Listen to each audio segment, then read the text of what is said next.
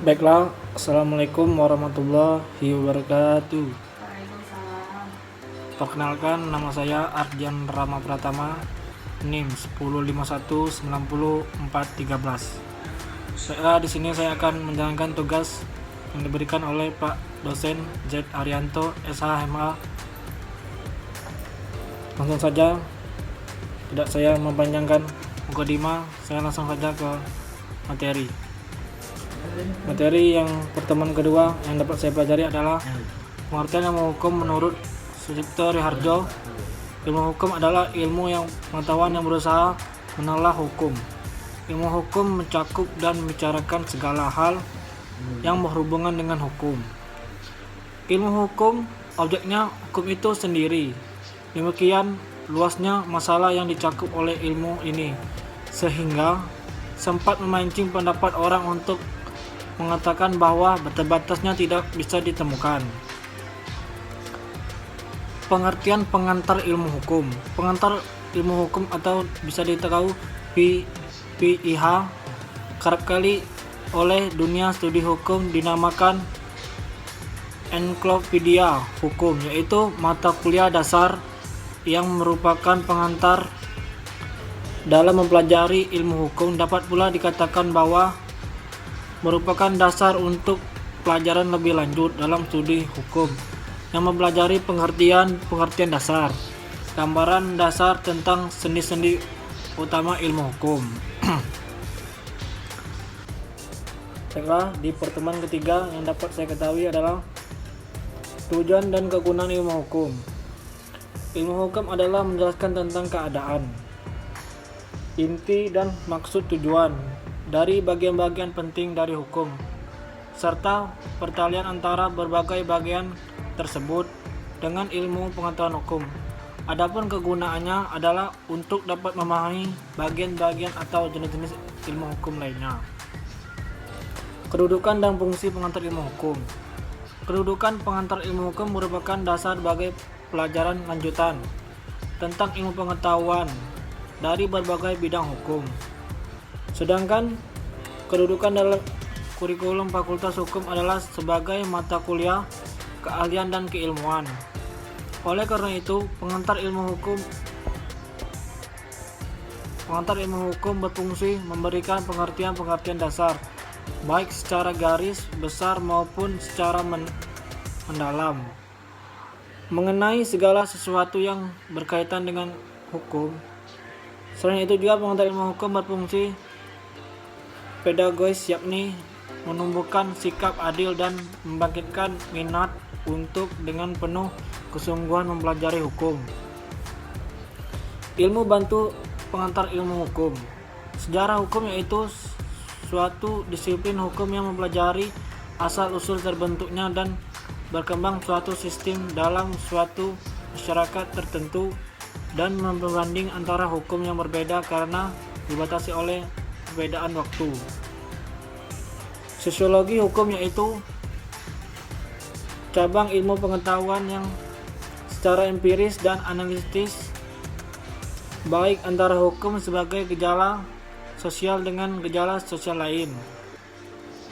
Antropologi hukum yaitu suatu cabang ilmu pengetahuan yang mempelajari pola-pola sengketa dan penyelesaian pada masyarakat sederhana maupun masyarakat yang sedang mengalami proses perkembangan dan pembangunan proses. Di pertemuan keempat, sejarah tata hukum di Indonesia. Lahirnya tata hukum di Indonesia. Pada saat lahirnya negara Indonesia, yaitu saat diproklamasikan kemerdekaan Indonesia 17 Agustus 1945. Proklamasi merupakan detik penjabatan tata hukum kolonial dan pembentukan hukum baru hukum nasional. Permasalahan di bidang hukum pada awal kemerdekaan. Indonesia belum mempunyai cukup produk hukum, peraturan untuk mengatur kehidupan bermasyarakat bernegara. Kemungkinan terjadi kekosongan hukum. Bagaimana masyarakatnya?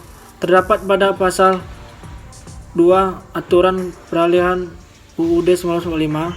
Semua badan, lembaga, dan peraturan yang ada masa dapat berlaku sepanjang belum diganti menurut UUD 1945. Sejarah tata hukum di Indonesia sebelum kemerdekaan RI. Penjelajahan Belanda masa VOC, masa pemerintahan Hindia Belanda, penjajahan Jepang. Masa VOC lebih fokus pada perekonomian sehingga bidang hukum kurang terperhatikan.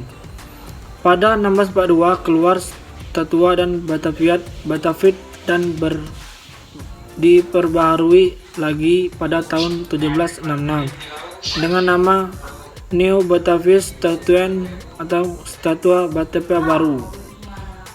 VOC masih membiarkan masyarakat menggunakan hukumnya sendiri, hukum adat atau hukum agama.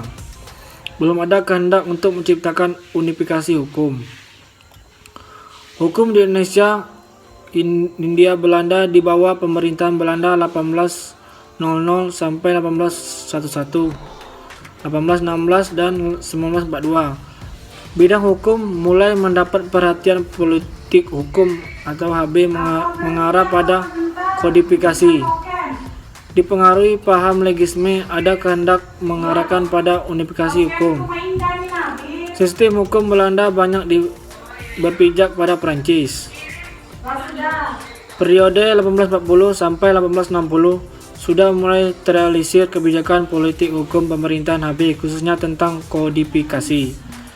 Periode 1860 sampai 1900 mulai muncul kontroversi mengenai unifikasi karena permasalahan operasional.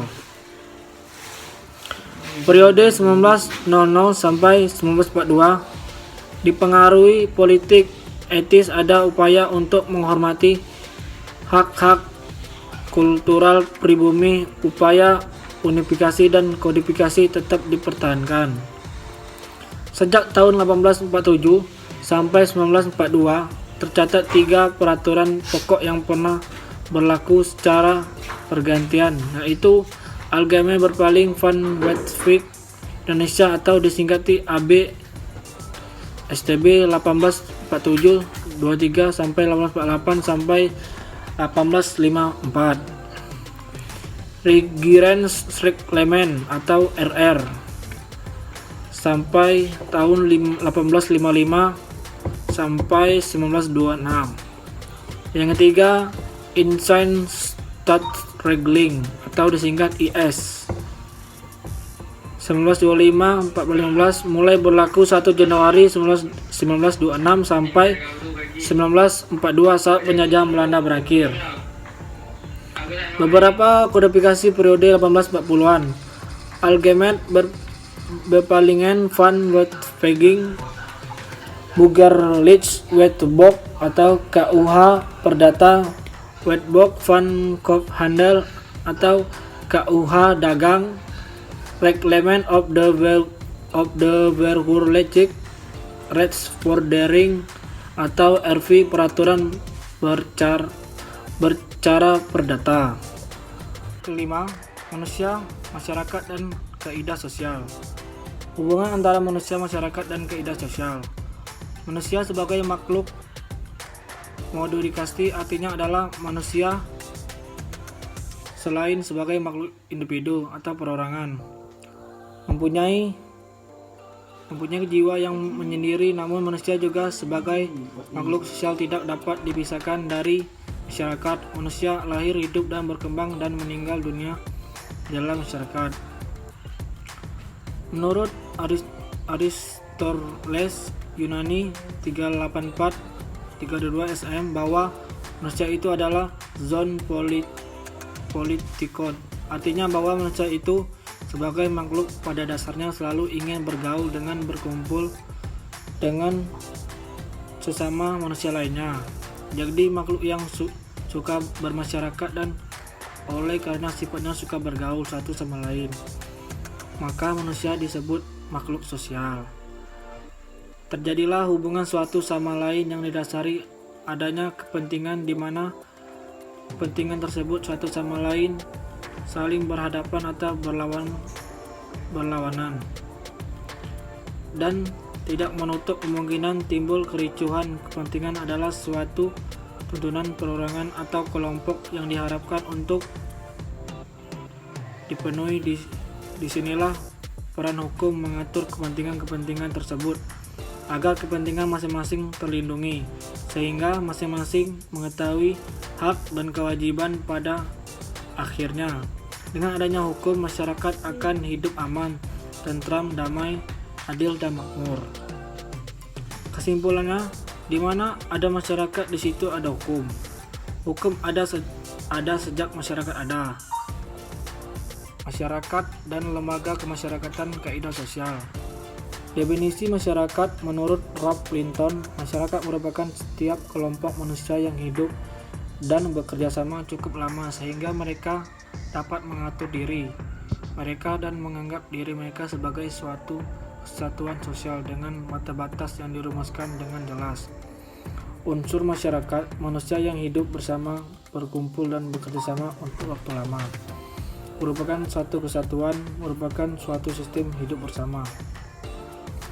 Kaidah norma sosial adalah patokan-patokan atau pedoman-pedoman perihal tingkah laku dan perilakuan yang diharapkan. Kaidah berasal dari bahasa Arab atau norma berasal dari bahasa Latin. Kaidah norma berisi perintah yang merupakan keharusan bagi seseorang untuk berbuat sesuatu. Oleh karena akibat-akibatnya dipandang baik, larangan yang merupakan keharusan bagi seorang untuk tidak berbuat sesuatu oleh karena akibat-akibatnya dipandang tidak baik. Guna kaidah norma tersebut adalah untuk memberi petunjuk kepada manusia bagaimana seorang harus bertindak dalam masyarakat serta perubahan perbuatan mana yang harus dijalankan dan perbuatan-perbuatan mana pula yang harus dihindari. Kaidah sosial dibedakan menjadi dua. Yang pertama, kaidah yang mengatur kehidupan pribadi manusia atau agama kesusilaan. Yang kedua, kaidah yang mengatur kehidupan antara manusia atau pribadi atau kesabanan dan hukum. Di pertemuan ke-6, pengertian unsur dan sifat-sifat hukum. Hukum dalam arti ketentuan penguasa. Di sini hukum adalah perangkat atau peraturan yang tertulis yang dibuat oleh pemerintah melalui badan-badan yang berwenang.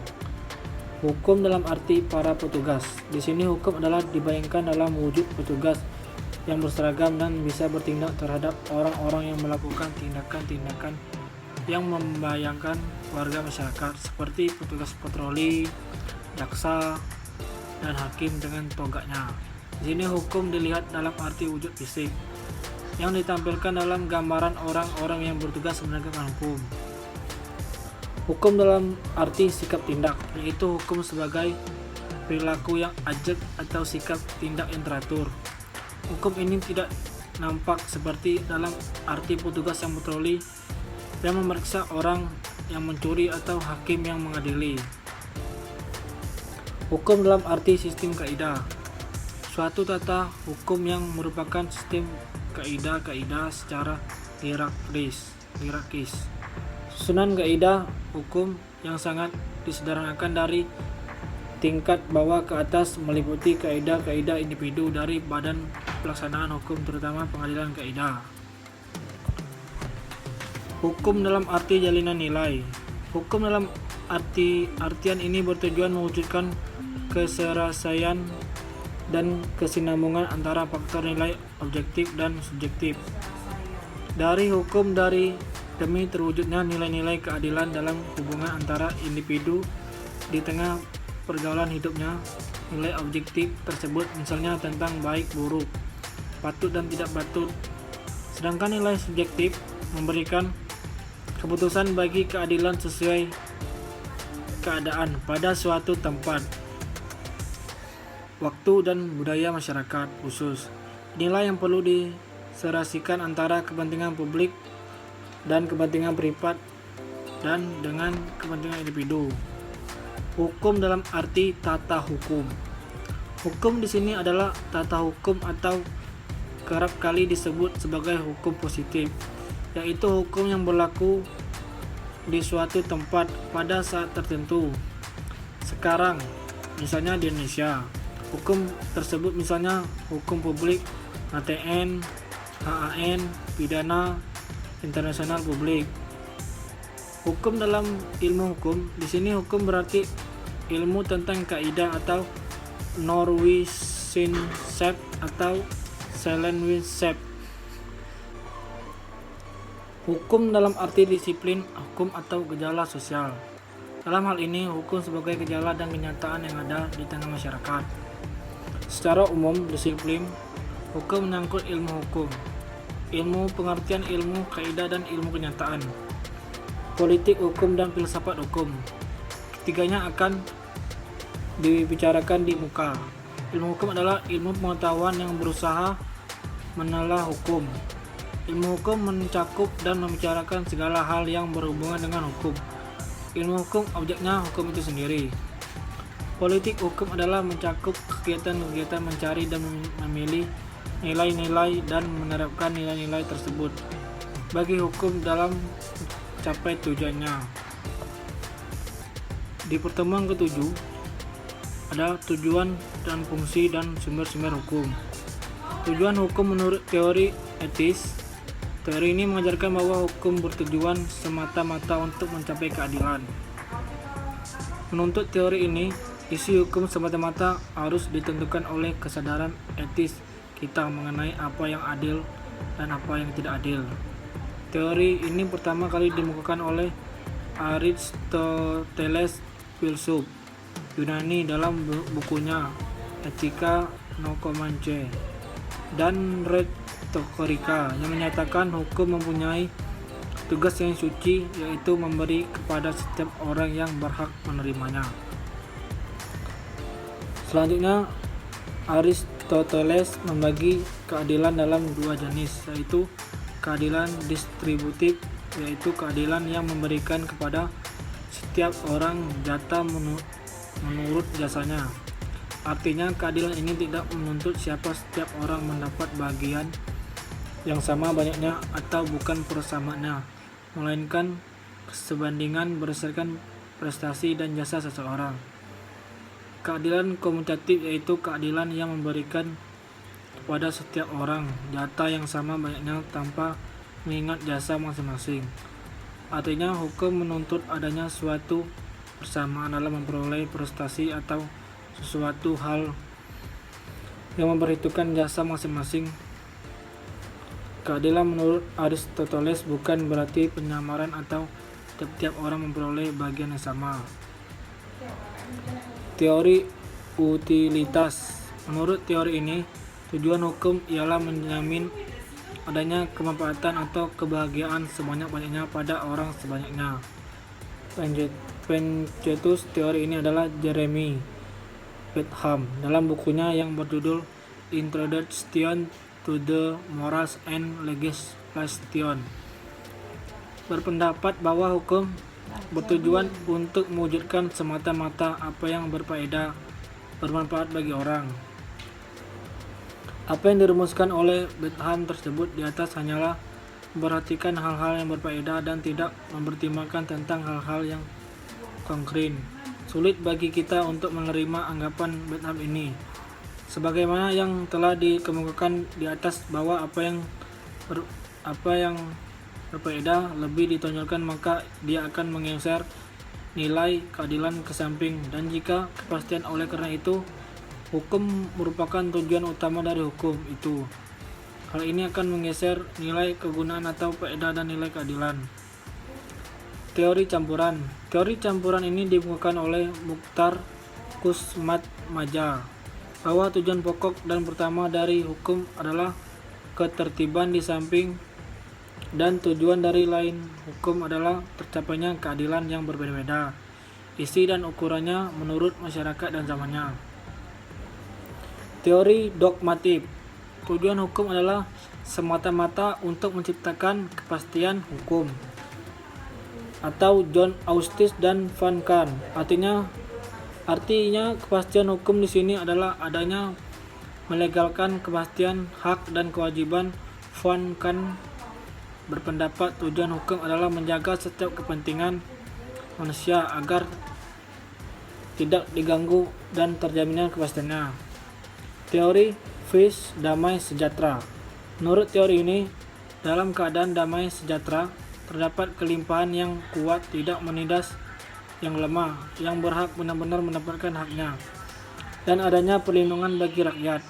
Hukum harus dapat menciptakan damai dan sejahtera, bukan sekedar ketertiban.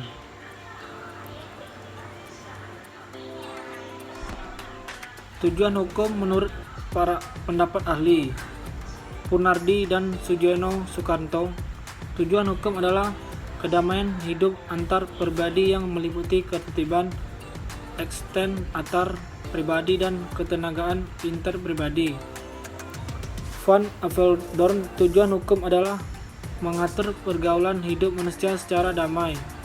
Hukum menghendaki perdamaian di antara manusia dipertahankan oleh hukum dengan melindungi kepentingan hukum manusia tertentu, kehormatan, kemerdekaan jiwa, harta benda terhadap pihak yang merugikan. Menurut R. Subekti, tujuan hukum adalah bahwa hukum itu mengabdi kepada tujuan negara, yaitu mendatangkan kemakmuran dan kebahagiaan para rakyatnya. Hukum melayani tujuan negara tersebut dengan menyelenggarakan keadilan dan ketertiban. Menurut Aristoteles, hukum mempunyai tugas yang suci, yaitu memberikan kepada setiap orang yang berhak menerimanya. Anggapan ini berdasarkan ketika dan berpendapat bahwa hukum bertugas hanya membuat adanya keadilan saja. Menurut S.M. Amin, S.H., tujuan hukum adalah mengadakan ketertiban dalam pergaulan manusia, sehingga keamanan dan ketertiban terpelihara.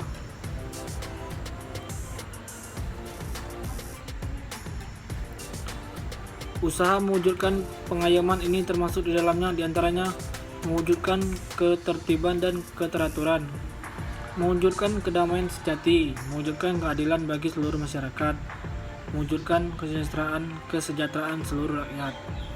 Kesimpulan tujuan hukum itu sebenarnya menghendaki adanya keseimbangan, kepentingan, ketertiban, keadilan, ketentraman, kebahagiaan, damani, sejahtera setiap manusia. Yang kedua, dengan demikian jelas bahwa yang dikehendaki oleh hukum adalah agar kepentingan setiap orang, baik secara individual maupun kelompok, tidak diganggu oleh orang atau kelompok lain yang melalui menonjolkan kepentingan pribadinya atau kepentingan kelompoknya. Inti tujuan hukum adalah agar terciptanya kebenaran dan keadilan. Fungsi hukum berfungsi sebagai alat ketertiban dan keteraturan masyarakat. Hukum sebagai petunjuk bertingkah laku. Untuk itu masyarakat harus menyadari adanya perintah dan larangan dalam hukum, sehingga fungsi hukum sebagai alat ketertiban masyarakat dapat direalisasi. Yang kedua, hukum sebagai sarana untuk mewujud keadilan sosial lahir batin. Hukum yang bersifat mengikat, maksa, dan dipaksakan oleh alat negara berwenang membuat orang takut untuk melakukan pelanggaran karena ada ancaman hukumnya. Baiklah, di pertemuan 9, karena di pertemuan 8 kita UTS, langsung saja ke pertemuan 9.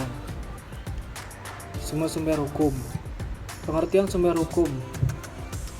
Sumber hukum adalah segala apa saja sesuatu yang menimbulkan aturan-aturan yang mempunyai kekuatan mengingat dan bersifat memaksa, yakni aturan-aturan yang kalau dilanggar mengakibatkan sanksi yang tegas dan nyata bagi pelanggarnya. Yang dimaksud dengan segala apa saja sesuatu yakni faktor-faktor yang berpengaruh terhadap timbulnya hukum, faktor-faktor yang merupakan sumber kekuatan berlakunya hukum secara formal. Dari mana hukum itu dapat ditemukan? Disebut Kancil SH, sumber hukum adalah segala apa saja yang menimbulkan aturan-aturan yang mempunyai kekuatan yang bersifat memaksa, yakni aturan-aturan yang kala dilanggar mengakibatkan sanksi yang tegas dan nyata. Meskipun pengertian sumber hukum dipahami secara beragam sejalan dengan pendekatan yang digunakan dan sesuai Dengan latar belakang dan pendidikannya, secara umum dapat disebutkan bahwa sumber hukum dipakai orang dalam dua arti. Arti yang pertama untuk menjawab pertanyaan mengapa hukum itu meningkat. Pertanyaan ini bisa juga dirumuskan apa sumber kekuatan hukum hingga meningkat atau dipatuhi manusia. Pengertian sumber dalam arti ini dinamakan sumber hukum dalam arti materi. Kata sumber juga dipakai dalam arti lain, yaitu menjawab pertanyaan di mana kita dapatkan atau temukan aturan-aturan hukum yang mengatur kehidupan kita itu. Sumber dalam arti kata ini dinamakan sumber hukum. Dalam arti formal, secara sederhana, sumber hukum adalah segala sesuatu yang dapat menimbul aturan hukum serta tempat ditemukan aturan-aturan hukum. Macam-macam sumber hukum. Sebagai diuraikan di atas, ada dua sumber hukum, yaitu sumber hukum dalam arti material dan formal. Sumber hukum material adalah faktor yang serta menentukan isi hukum. Dapat ditinjau dari sebagai sudut, misalnya sudut ekonomi, sejarah, sosiologi, filsafat, agama, dan lain-lain. Dalam kata lain, sumber hukum material adalah faktor-faktor masyarakat yang mempengaruhi pembentukan hukum, pengaruh terhadap pembuat UU, pengaruh terhadap keputusan hakim tersebut, atau faktor yang ikut mempengaruhi materi. Dari aturan-aturan hukum atau tempat dari mana materi hukum itu diambil, sumber hukum materi ini merupakan faktor yang membantu pembentukan hukum. Sumber hukum formal. Sumber hukum formal adalah sumber hukum dengan bentuk tertentu yang merupakan dasar berlakunya hukum secara formal. Jadi, sumber hukum formal merupakan dasar kekuatan mengingatnya peraturan-peraturan agar ditaati oleh masyarakat maupun oleh penegak hukum. Apa beda antara undang-undang dengan peraturan perundang-undangan? Undang-undang dibuat oleh DPR, dipersetujui oleh Presiden. Sedangkan peraturan perundang-undangan dibuat berdasarkan wewenang masing-masing pembuatnya, seperti PP dan lain-lain. Atau peraturan perundang-undangan adalah peraturan yang dibentuk oleh lembaga negara atau pejabat yang berwenang dan meningkat secara umum. Di pertemuan 10, pengertian dasar atau konsep dalam hukum. Subjek hukum dan objek hukum. Pengertian subjek hukum, segala sesuatu yang dapat mempunyai hak dan kewajiban menurut hukum. Sesuatu pendukung hak atau kewajiban jadi memiliki wewenang hukum. Pembagian subjek hukum, yang pertama ada manusia, yang kedua badan hukum. Manusia sebagai subjek hukum berarti manusia adalah pembawa hak dan kewajiban sehingga dapat melakukan sesuatu tindakan hukum. Ia dapat mengadakan persetujuan menikah, membuat wasiat, dan sebagainya. Berlakunya manusia sebagai pembawa hak mulai dari saat ia dilahirkan dan berakhir pada saat ia meninggal dunia. Malah seorang anak yang masih dalam kandungan ibunya dapat dianggap sebagai pembawa hak. Dianggap telah lahir jika kepentingannya memerlukan untuk menjadi ahli waris. Jadi pada hakikatnya setiap manusia sejak ia lahir memperoleh hak dan kewajiban. Apabila ia meninggal dunia, maka hak dan kewajibannya akan beralih kepada ahli warisnya. Bahkan oleh hukum, anak yang ada dalam kandungan seorang perempuan sudah mempunyai hak karena dianggap telah dilahirkan dengan catatan jika kepentingannya menghendaki hak waris. Hal diatur dalam pasal 2 ayat 1 KUHP Perdata berbunyi, anak yang dalam kandungan seorang perempuan dianggap sebagai telah dilahirkan bila mana juga kepentingan si anak menghendakinya. Pada ayat 2 berbunyi, mati sewaktu dilahirkan dianggap ia tak pernah ada. Ketentuan ini menegaskan bahwa hak dan kewajiban si anak baru dianggap ada jika dilahirkan hidup. Apabila ia dilahirkan mati, maka haknya dianggap tidak ada. Misalnya kepentingan si anak untuk menjadi ahli waris dari orang tuanya. Walaupun ia masih berada dalam kandungan, ia dianggap telah dilahirkan dan oleh karena itu harus diperhitungkan hak-haknya sebagai ahli waris. Tetapi jika ia dilahirkan mati, maka hak si anak dianggap tidak pernah ada. Di samping itu juga, berdasarkan undang-undang, seorang dianggap telah meninggal dunia jika hilang atau tidak diketahui di mana ia berada dan tidak ada kepastian apakah ia masih hidup dalam tenggang waktu setelah lewat 5 tahun sejak ia meninggalkan tempat kediamannya. Pasal 467, 468, 469 KUHP Perdata. Di pertemuan 11, pengertian objek hukum. Objek hukum adalah segala sesuatu yang berguna bagi subjek hukum, manusia atau badan hukum yang dapat menjadi pokok objek suatu hubungan hukum, karena hal itu dapat dikuasai subjek hukum. Biasanya objek hukum disebut benda. Benda menurut pasal 499 KUHP Perdata ialah semua barang, semua hak yang dapat dimiliki subjek hukum, macam-macam benda. Menurut pasal 503 KUHP Perdata, benda dibedakan antara benda berwujud atau bertubuh, yaitu yang dapat diraba oleh panca indera, buku, rumah, meja, dan lain-lain. Di pertemuan 12 ada kewajiban. Kewajiban adalah suatu beban yang ditanggung oleh seseorang yang bersifat kontraktual. Hak dan kewajiban itu timbul apabila terjadi hubungan antara dua pihak yang berdasarkan pada suatu kontrak atau perjanjian. Jadi selama hubungan hukum yang lahir dari perjanjian itu belum berakhir, maka pada salah satu pihak ada beban kontraktual, ada keharusan atau kewajiban untuk memenuhinya. Kewajiban tidak selalu muncul sebagai akibat adanya kontrak, melainkan dapat pula muncul dari peraturan hukum yang ditentukan oleh lembaga yang berwenang. Di pertemuan 13, peristiwa hubungan dan akibat hukum. Peristiwa hukum. Peristiwa hukum yaitu peristiwa-peristiwa kemasyarakatan yang timbul dari hubungan-hubungan anggota masyarakat yang oleh hukum diberikan akibat-akibat hukum. Peristiwa hukum dibedakan menjadi dua. Yang pertama, perbedaan subjek hukum, manusia dan badan hukum. Yang kedua, peristiwa hukum yang bukan perbuatan subjek hukum. Perbuatan subjek hukum dapat pula dibedakan antara lain. Yang pertama, perbuatan hukum yaitu segala perbuatan manusia yang secara sengaja dilakukan oleh seseorang untuk menimbulkan hak dan kewajiban-kewajiban. Suatu perbuatan merupakan perbuatan hukum kalau perbuatan itu oleh hukum diberi akibat, dan akibat itu dikehendaki oleh orang yang bertindak. Perbuatan hukum terdiri dari dua.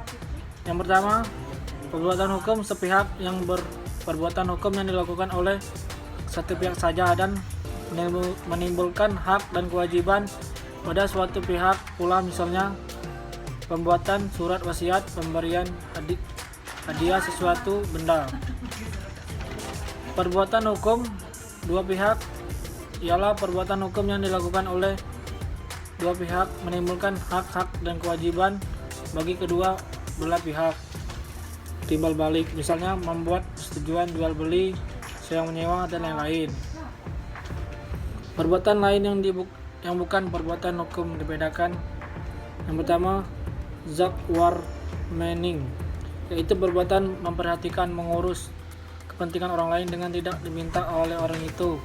Memperhatikan kepentingannya, perbuatan yang akibatnya diatur oleh hukum walaupun bagi hukum tidak perlu akibat tersebut dikehendaki oleh pihak yang melakukan perbuatan itu jadi akibat yang tidak dikehendaki oleh yang melakukan perbuatan itu diatur oleh hukum, tetapi perbuatan tersebut bukanlah perbuatan hukum. Menurut pasal 1354 KUHP Perdata, pengertian zakwarneming adalah mengambil alih tanggung jawab dari seorang sampai yang bersangkutan sanggup lagi untuk mengurus dirinya sendiri. Pasal 1354 KUHP Perdata menyebutkan, jika seorang dengan sukarela dengan tidak mendapat perintah untuk itu mewakili orang lain dengan atau tanpa pengetahuan orang tersebut, maka dia secara diam-diam telah mengingatkan dirinya untuk menguruskan serta menyelesaikan urusan tersebut. hingga orang yang diwakili kepentingannya itu dapat mengerjakan sendiri urusan tersebut. Ia diwajibkan pula mengajarkan segala kewajiban yang harus dipukulnya seandainya ia dikuasakan dengan suatu pemberian kuasa yang dinyatakan dengan tegas. Yang kedua, unrestricted debt, perbuatan yang bertentangan dengan hukum. Akibat suatu perbuatan yang bertentangan dengan hukum diatur juga oleh hukum, meskipun akibat itu memang tidak dikehendaki oleh yang melakukan perbuatan tersebut. Dalam hal ini, siapa yang melakukan suatu perbuatan yang bertentangan dengan hukum harus mengganti kerugian yang dirugikan karena perbuatan itu terjadi karena suatu perbuatan bertentangan dengan hukum. Timbullah suatu perikatan untuk mengganti kerugian yang dirugikan. Asas ini terdapat dalam pasal 1365 KUHP Perdata. Hubungan hukum adalah hubungan antara dua subjek atau lebih di mana hak dan kewajiban di situ pihak berhadapan dengan hak dan kewajiban di pihak yang lain, atau dalam kata lain, isi adanya hubungan tersebut adalah hak dan kewajiban dan pihak-pihak hubungan tersebut diatur oleh hukum. Hubungan hukum memiliki 3 unsur. Yang pertama, orang-orang yang berhak kewajibannya saling berhadapan, contohnya menjual rumahnya kepada B. Yang kedua, objek terhadap nama hak kewajiban di atas tadi berlaku dalam contoh tersebut terhadap rumah. 3. Hubungannya antara pemilik A dan pengemban kewajiban atau hubungan terhadap objek yang bersangkutan, contoh A dan B sewa menyewa rumah. Tiap hubungan hukum mempunyai 2 segi, yakni kekuasaan dan kewajiban. Akibat hukum yaitu akibat suatu tindakan hukum. Tindakan hukum adalah tindakan yang dilakukan guna memperoleh suatu akibat yang dikehendaki dan yang diatur oleh hukum. Atau akibat hukum adalah akibat yang ditimbulkan oleh peristiwa hukum. Akibat hukum dapat berupa lahirnya, ubahnya, atau lenyapnya suatu keadaan hukum. Contoh, menjadi umur 12 tahun untuk melakukan tindak hukum. Di pertemuan 14, asas hukum. Beberapa pendapat tentang asas hukum. Balfour menyebutkan bahwa asas hukum adalah norma dasar yang dijabarkan dari hukum positif dan yang ilmu hukum tidak dianggap berasal dari aturan-aturan yang lebih umum. Asas hukum itu merupakan pengadapan hukum positif dalam suatu masyarakat. Van Eyck Homes menyebutkan asas-asas hukum itu tidak boleh dianggap sebagai norma-norma hukum yang konkret, akan tetapi perlu dipandang sebagai dasar-dasar atau petunjuk bagi hukum yang berlaku. Dengan kata lain, asas hukum adalah dasar-dasar atau petunjuk arah dalam pembentukan hukum positif.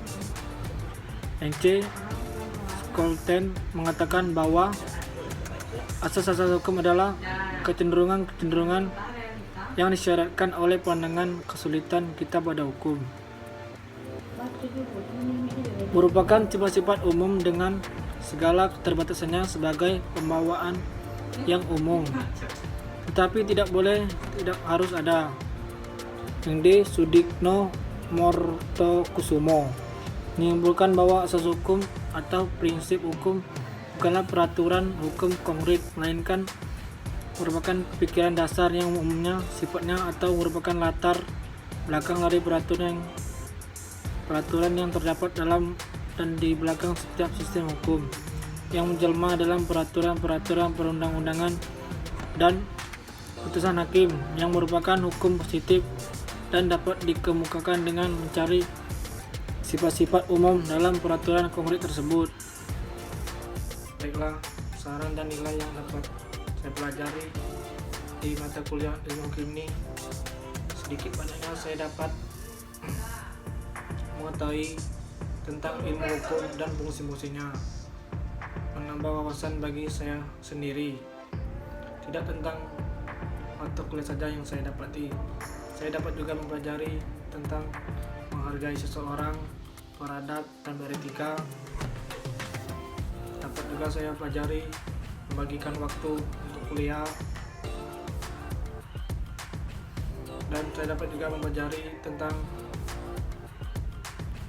kita sebagai mahasiswa harus dapat waktu untuk mengumpulkan tugas harus amanah. Itulah yang dapat saya sampaikan. Assalamualaikum warahmatullahi wabarakatuh.